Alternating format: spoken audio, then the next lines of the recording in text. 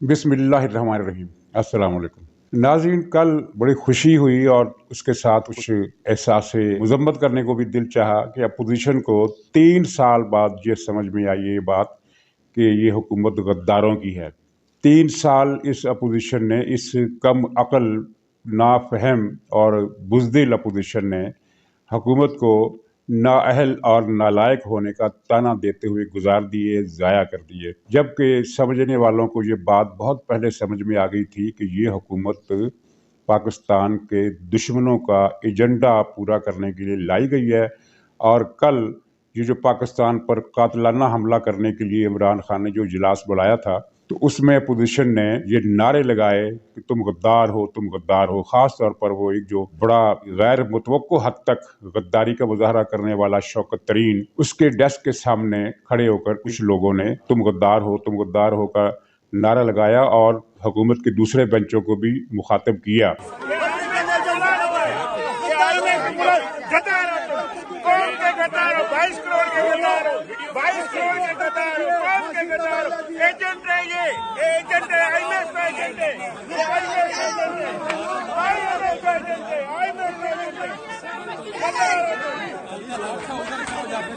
ये वो हकीकत है जिसको अगर पहले दिन से ही तस्लीम कर लिया जाता तो शायद अपोजिशन की स्ट्रेटजी कुछ मुख्तलिफ होती और मीडिया भी शायद इस तरफ ध्यान देता। लेकिन अब तो हर नाबीना को भी पता चल गया है ये हुकूमत मुल्क दुश्मन हुकूमत है, मुल्क को ख़त्म करने के लिए आई है, मुल्क को IMF का गुलाम बनाने के लिए आई है। इसकी कुछ मज़ीद तफसीलात में अर्ज़ करूँगा। तो अब जबकि सबको ये समझ में आ गई है तो अपोजिशन को भी ये बात समझ में आ गई है। इस हद तक ये खुशी की बात है। और मायूसी या इज़हार मज़म्मत वाली जो बात मैंने की वो ये थी कि जब सबको समझ में आ गई ये बात, तो अपोजिशन को भी अगर समझ में आ गई है तो अपोजिशन ने कोई तीर नहीं मारा, कोई कारनामा अंजाम नहीं दिया। इस अपोजिशन की दुरुस्त नारे पर अगर उसको शाबाश देनी चाहिए तो उसकी हमाकत की, उसकी नाफहमी की मज़म्मत भी करनी चाहिए कि उनको ये बात सबसे आखिर में क्यों समझ में आई है। नाज़रीन, ये जो कातिलाना हमला बजट और स्टेट बैंक की खुद मुख्तारी के नाम पर पाकिस्तान पर किया गया है, इसमें एक साहब ने बड़ा अच्छा नुक्ता उठाया है। ये नुक्ता मेरा नहीं है और मैंने कई प्रोग्राम TV के सुने, तो उनमें एक बात मुझे जो पसंद आई, ये मुझे याद नहीं रहा इस वक्त फौरी तौर पर कि वो बहुत सारे लोग बैठे हुए थे। तो उन्होंने कहा कि ये मसला $1 अरब का नहीं लगता, क्योंकि $1 अरब के लिए पूरे पाकिस्तान को बेच देना कहाँ की दानिशमंदी है, जबकि $1 अरब कहीं और से भी नहीं जा सकते थे।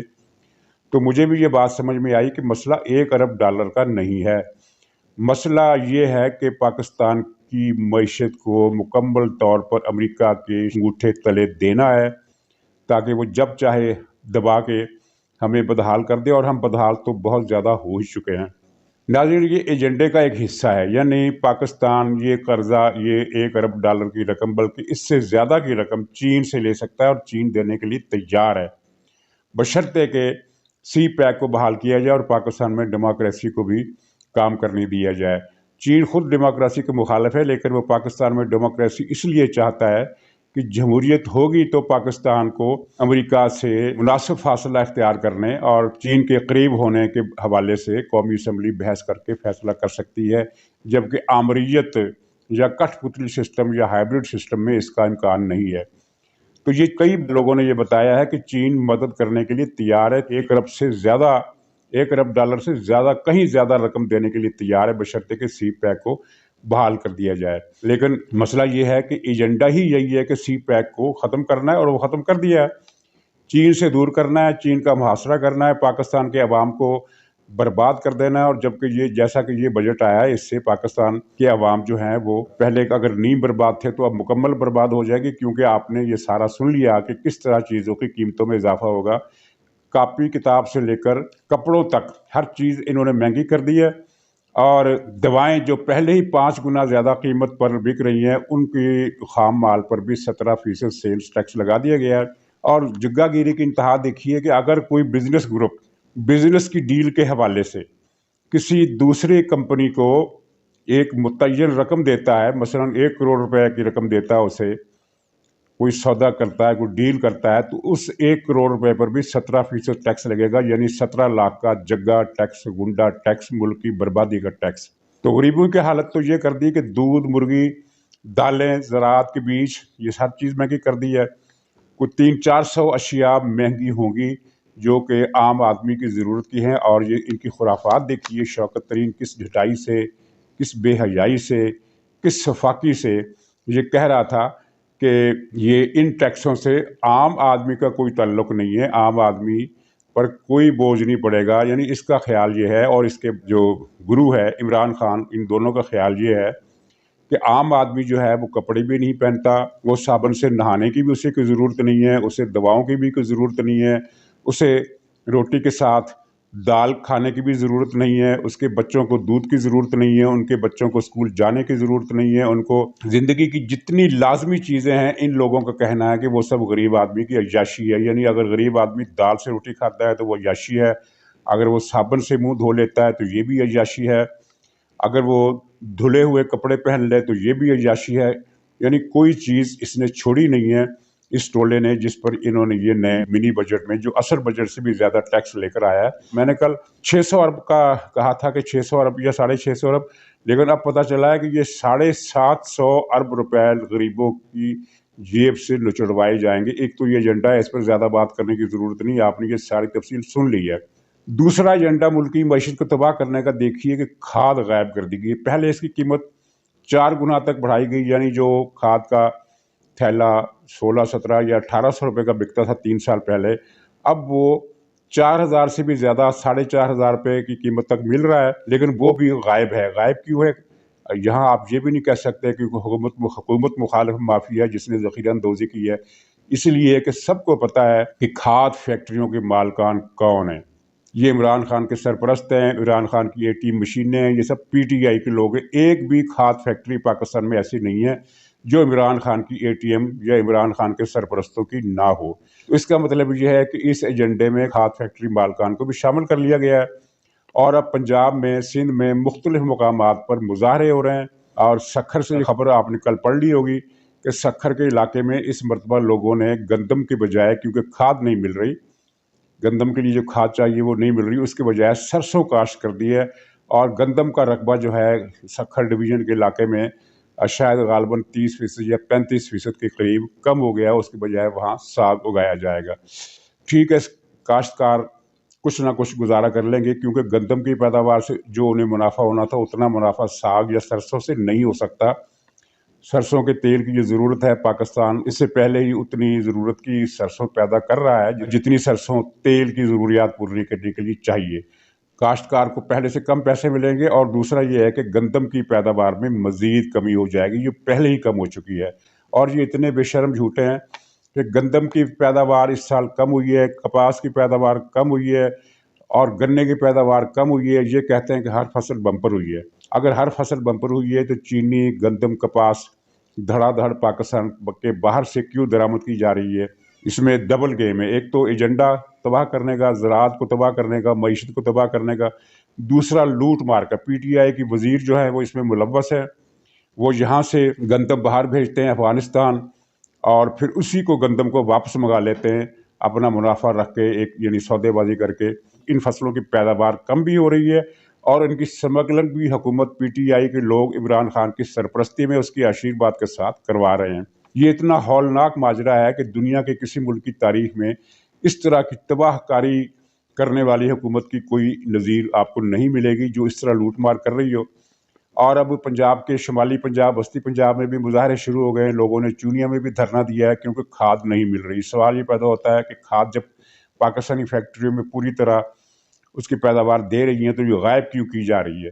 तो वाहद वजह यह है कि तमाम फसलों की जो पैदावार तबाह हो जाए, ताकि तमाम चीज़ें जो है जो पाकिस्तान में उगती हैं उन सब को पाकिस्तान के बाहर से दरामद किया जाए, और यूँ यहाँ के काश्तकार को भूखा करके, फाका कश करके मार दिया जाए। और जब बाहर से ये चीज़ें आएंगी तो फिर PTI के जो वज़ीर हैं वो, और जो उनकी ATM मशीनें हैं वो सारी उनकी जेबें भरी जाएंगी।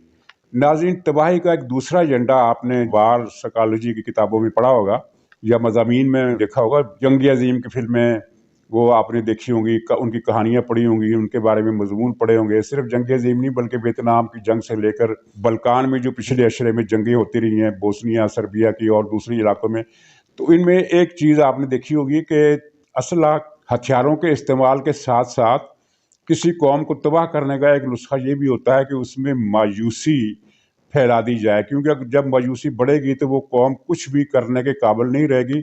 और वो जो अल्लामा इकबाल ने फरमाया था ना कि ऐसी चंगारी भी यारब अपने खाकस्तर में थी, तो जब मायूसी का गलबा बढ़ जाता है तो फिर वो खाकस्तर में चंगारी भी नहीं रहती, क्योंकि चंगारी जब तक मौजूद है ये इम्कान भी मौजूद है कि वो भड़केगी और फिर से शोला ज्वाला बन जाएगी। उस चंगारी को फना करने के लिए मायूसी फैलाना बहुत ज़्यादा ज़रूरी है।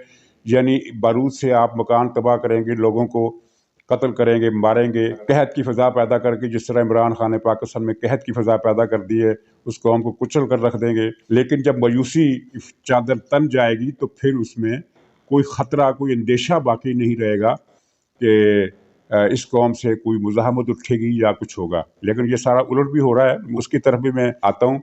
तो इस मायूसी का मंजर आप देखिए कि ये जो अभी सर्वे हुआ है एजाज शफीक गिलानी साहब के इदारे का, ये 3-4 दिन पहले सर्वे, उसकी खबर अखबारात में चंद सत्र से ज़्यादा नहीं छपी। हालांकि वो सर्वे एक बहुत, क्या कहना चाहिए, एक माइलस्टोन किस्म का नेगेटिव मानों में सर्वे था। उसमें ये बताया गया था कि पाकिस्तान में उम्मीद रखने वाले अफराद की आबादी की शरह जो है वो 2% हो गई है, जबकि 2014-15 में ये शरह 60% थी जब नवाज शरीफ की हुकूमत थी। और अब ये 2% शरह, इसका मतलब ये है कि 2% कौन है? वही अशराफिया जो इमरान खान को हुकूमत में लाई, और जो इमरान खान की पार्टी जिन लोगों पर मुश्तमिल है, यही 2% बनते हैं। और इन 2% के अलावा बाकी सारा मुल्क जो 98% आबादी है वो मायूस है। ये बड़ी ख़तरनाक बात है। लेकिन नाज़रीन, इसमें उम्मीद की भी एक बात है। अवाम मायूस है, लेकिन उम्मीद की बात यह है कि अवाम एजिटेटेड भी है। अगर एजिटेशन भी उनके जहन में ना हो तो फिर ये मायूसी मौत है।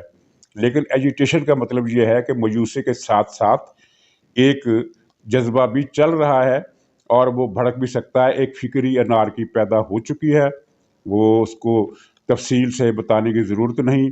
फिक्री अनारकी में ये है, ये बल्कि मैं सिर्फ अनारकी के बजाय ये कहूँगा कि एक फिक्री बगावत पैदा हो गई जो पाकिस्तान में एक नया वाक़या और पहली मरतबा हुआ है। किसी भी जगह आप चले जाएं, इतनी ज़्यादा गाली पड़ रही है और इतनी मोटी मोटी गाली पड़ रही है कि बस उस पर दुहाई दे सकते हैं। और ये गाली किन को पड़ रही है? ये इमरान खान को नहीं पड़ रही, जिनको पड़ रही है वो जानते हैं और हमसे ज़्यादा जानते हैं।